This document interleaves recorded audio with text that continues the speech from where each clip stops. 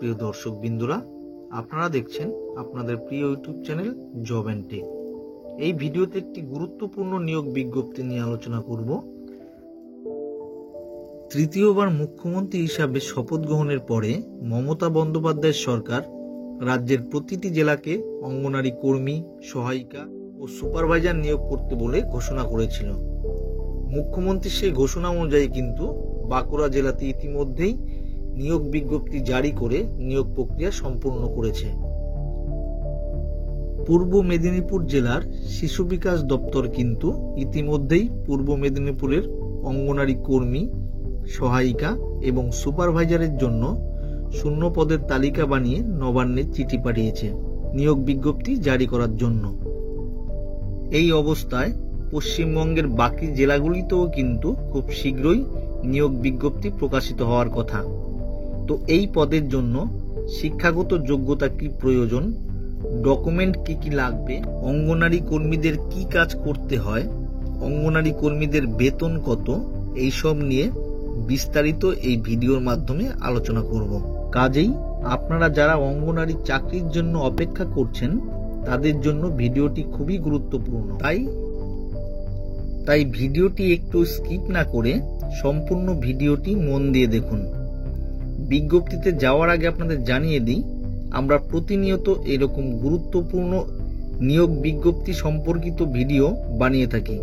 তাই আপনাদেরকে বলবো, দেরি না করে এই চ্যানেলটিকে এখনই সাবস্ক্রাইব করে রাখুন, তাহলেই নিয়োগ বিজ্ঞপ্তি সম্পর্কিত লেটেস্ট ভিডিওগুলো আপনাদের কাছে সবার আগে পৌঁছে যাবে। স্ক্রিনে দেখতে পাচ্ছেন অঙ্গনারী কর্মী নিয়োগ 2021, WB অঙ্গনারী কর্মী রিক্রুটমেন্ট 2021। নজরে দেখে নিন অঙ্গনারী কর্মী নিয়োগ 2021, 1/1 অঙ্গনারী কর্মী রিক্রুটমেন্ট 2021।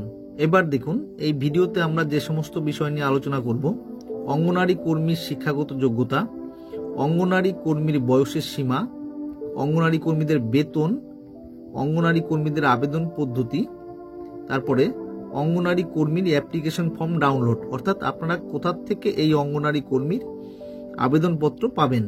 আরও আলোচনা করব অঙ্গনারী কর্মীদের পরীক্ষা পদ্ধতি, অঙ্গনারী কর্মীদের সিলেবাস, অঙ্গনারী কর্মীদের কি কাজ করতে হয়, তারপরে অঙ্গনারী সহায়িকাদের কি কাজ করতে হয়। তো দর্শকবৃন্দরা, আপনারা সবাই সঙ্গে থাকুন। অঙ্গনারী কর্মীর শিক্ষাগত যোগ্যতা দেখুন কি বলেছে। অঙ্গনারী কর্মী পদে আবেদন করার জন্য শিক্ষাগত যোগ্যতা হতে হবে অন্তত মাধ্যমিক পাস বা সমতুল্য, এবং অঙ্গনারী সহায়িকা পদে আবেদন করার জন্য শিক্ষাগত যোগ্যতা অন্তত 8 পাস হতে হবে। উভয় ক্ষেত্রে কেবল মহিলা প্রার্থীরা কিন্তু আবেদন করতে পারবে। তারপরে অঙ্গনারী কর্মীদের বয়স সীমা দেখুন। আবেদনকারীর বয়স হতে হবে 18 থেকে 45 বছরের মধ্যে। সংরক্ষিত আসনের প্রার্থীরা অর্থাৎ SC, ST এবং OBC এই সমস্ত প্রার্থীরা কিন্তু সরকারি নিয়ম অনুসারে বয়সে ছাড় পাবেন। তারপরে দেখুন অঙ্গনারী কর্মীদের বেতন সম্বন্ধে কি বলা হয়েছে। রাজ্যের অঙ্গনারী কর্মীদের বেতন রাজ্য এবং কেন্দ্র সরকার দুজনেই মিলে দেয়। অঙ্গনারী কর্মীদের প্রতি মাসে বেতন 7,250 টাকা, যার মধ্যে কেন্দ্র সরকার 4,500 টাকা দিয়ে থাকে এবং বাকিটা কিন্তু রাজ্য সরকার দেয়। এবার এই পদে আবেদন করতে আপনাদের কি করতে হবে দেখুন। আবেদন করতে হবে অফলাইনের মাধ্যমে। সংশ্লিষ্ট জেলার অফিসিয়াল ওয়েবসাইট থেকে আবেদনপত্র ডাউনলোড করতে পারবেন। আবেদনপত্র পূরণ করে নিজের ব্লক অফিসের ঠিকানায় নির্দিষ্ট ড্রপ বক্সে কিন্তু আপনাকে জমা করতে হবে। অর্থাৎ প্রত্যেকটা ব্লকে কিন্তু একটা নির্দিষ্ট ড্রপ বক্স থাকবে, সেখানে এই আবেদনপত্রটি পূরণ করে আপনাকে জমা করতে হবে। কি করতে হবে তারপরে দেখুন, আবেদনপত্রের সাথে নথিপত্রের জেরক্স কপি জমা দিতে হবে। আবেদনপত্রটি যে খামের ভিতরে ভরে পাঠাবেন সেই খামের উপর লিখতে হবে application for the post of অঙ্গনারী কর্মী অথবা অঙ্গনারী সহায়িকা। অর্থাৎ আপনি যে পদের জন্য আবেদন করবেন সেই পদের কিন্তু নাম এখানে লিখে তারপরে আপনাকে জমা করতে। তারপরে অঙ্গনারী কর্মী পদের পরীক্ষা পদ্ধতি দেখুন। রাজ্য সরকারের তরফ থেকে ICDS কেন্দ্রগুলিতে অঙ্গনারী কর্মী ও অঙ্গনারী সহায়িকা পদের নিয়োগের দায়িত্ব প্রত্যেকটি জেলাকে দিয়েছে। তো বুঝতেই পারছেন, তাই প্রতিটি জেলার ক্ষেত্রে নিয়োগ পদ্ধতি আলাদা আলাদা হবে। কোনো কোনো জেলায় সরাসরি ইন্টারভিউয়ের মাধ্যমে অঙ্গনারী কর্মী এবং সহায়িকা নিয়োগ করা হবে, আবার কোনো কোনো জেলার ক্ষেত্রে কিন্তু লিখিত পরীক্ষা এবং ইন্টারভিউয়ের মাধ্যমে নিয়োগ করা হবে এবং প্রতিটি জেলার ক্ষেত্রে লিখিত পরীক্ষার সিলেবাস আলাদা আলাদা হতে পারে। প্রতিটি জেলায় নিয়োগ পরীক্ষার সিলেবাস আলাদা হলেও আপনাদের সুবিধার্থে সিলেবাসের ধরন কিন্তু আমরা আজকে আলোচনা করব। অঙ্গনারী কর্মীর সিলেবাস দেখুন, বাংলা ভাষায় রচনা, পাটিগণিত অষ্টম শ্রেণী মানের, তারপরে পুষ্টি ও জনস্বাস্থ্য, তারপরে মহিলাদের সামাজিক অবস্থান নিয়ে প্রশ্ন, ইংরেজি ভাষায় অনুবাদ এবং সাধারণ জ্ঞান। অঙ্গনারী কর্মীদের কি কাজ করতে হয় দেখুন, মূলত ছোট ছোট শিশুদের শিক্ষাদান করা অঙ্গনারী কর্মীর কাজ এবং পড়ুয়াদের সমস্ত হিসেব রাখতে হয়। অঙ্গনওয়াড়িতে প্রতিদিনের খাবারের খরচ, জ্বালানি সহ বহু খুঁটিনাটি হিসেব রাখতে হয় অঙ্গনওয়াড়ি কর্মীদের। অঙ্গনওয়াড়ি সহায়ীদের কাজ কি দেখুন, অঙ্গনওয়াড়িতে প্রতিদিন যে খাবার দেওয়া হয় সেই খাবার রান্না করা অঙ্গনওয়াড়ি সহায়িকার কাজ।